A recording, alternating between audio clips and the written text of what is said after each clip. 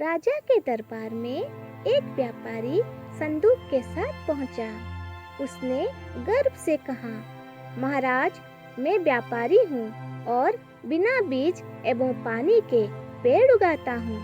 आपके लिए मैं एक अद्भुत उपहार लाया हूँ, लेकिन आपके दरबार में एक से एक ज्ञानी ध्यानी हैं। इसीलिए पहले मुझे कोई यह बताए कि ये संदूक में क्या है।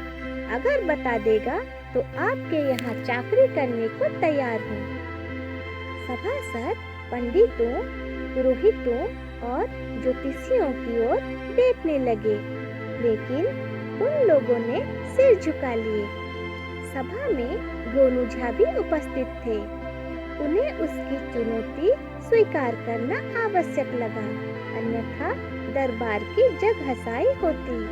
गोनू झा ने विश्वासपूर्वक कहा, मैं बता सकता हूँ कि संदूक में क्या है, लेकिन इसके लिए मुझे रात भर का समय चाहिए और व्यापारी को संदूक के साथ मेरे यहाँ ठहरना होगा।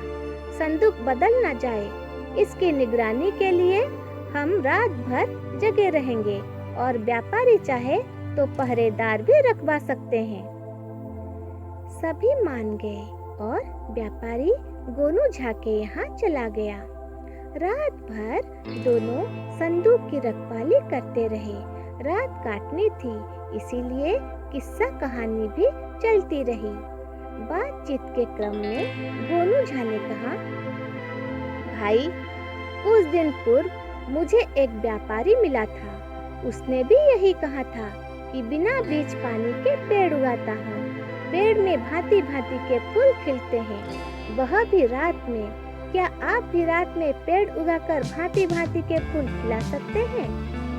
उसने अहंकार से कहा, क्यों नहीं, मेरे पेड़ रात में ही अच्छे लगते हैं और उनके रंग बिरंगे फूल देखते ही बनते हैं। यह सुनते ही गोनू झा की आंखों में चमक आ गई और वे निश्चित हो गए। दूसरे दिन दोनों दरबार में उपस्थित हुए। गोनू झा ने जेब से कुछ आतिशबाजी निकाल छोड़ी। सभासद झुंझला गए। महाराज की भी आंखें लाल पीली हो गई और वह कहे, गोनू झा, यह क्या बेवक्त की शहनाई बजा दी? सभा का सामान्य शिष्टाचार भी भूल गए। गोनू झा ने वातावरण को सहज करते हुए कहा, महाराज, सर्वप्रथम दुष्टता के लिए क्षमा चाहता हूँ, लेकिन यह मेरी मजबूरी थी। इसी में व्यापारी भाई के रहस्यमय प्रश्न का उत्तर छिपा है। इसमें ही बिना जड़ के भांति भांति के रंग में फूल खिलते हैं। व्यापारी अबाक रह गया। उसने सहमते हुए कहा, महाराज, इन्होंने मेरे गूढ़ प्रश्न का उत्तर दे दिया। फिर उसने विस्मयपूर्वक गोनू झा से पूछा, आपने कैसे जाना कि इसमें आतिशबाजी ही है?